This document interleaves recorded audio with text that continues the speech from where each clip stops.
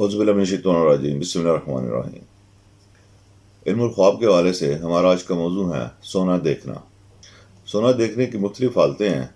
مجموعی طور پر خواب میں کوئی سونا دیکھے تو اسے مردوں کے لیے برا اور عورتوں کے لیے اچھا مانا جاتا ہے، تاہم یہ ایک سطحی بات ہے اور خواب کی مکمل تعبیر کے ساتھ اس کا کوئی تعلق نہیں ہے۔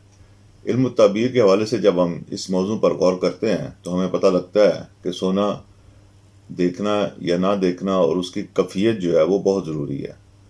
مثال کے طور پر سونا کسی کی جیب میں ہے تو یہ رقم کے ضائع ہونے کی علامت ہے۔ فرد کے پاس جو بھی مال متاع ہے وہ بے مقصد خرچ ہوگا یا کسی کو ادھار دے دے گا یا کوئی لوٹ کے لے جائے گا، اس طرح کی صورتحال پیش آئے گی۔ اگر سونا کسی کے ہاتھ سے گر جائے تو یہ نقصان ہونے، دیوالیہ ہونے، رقم کے ضائع ہونے یا بے حد قرض چڑھنے کی علامت ہے۔ اگر کوئی یہ دیکھے کہ اسے کوئی سونا دے رہا ہے تو یہ اچھی علامت ہے، دولت اور عہدہ ملے گا، مالی اور مادی کامیابیاں حاصل ہوں گی اور دنیا کے حوالے سے جو وہ چاہ رہا تھا وہ اس کو ملے گا۔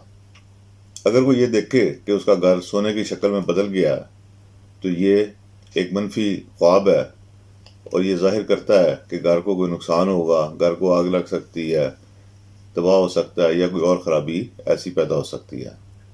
اگر کوئی یہ دیکھے کہ اس کے جسم کا وہ حصہ سونے میں تبدیل ہو گیا ہے تو یہ بھی ایک منفی خواب ہے۔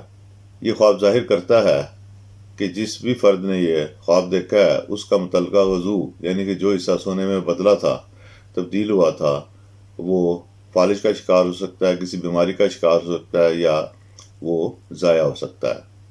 اگر کوئی یہ دیکھے کہ اس کے پاس سونا جو تھا وہ چاندی میں بدل گیا ہے تو یہ بھی ایک منفی خواب ہے۔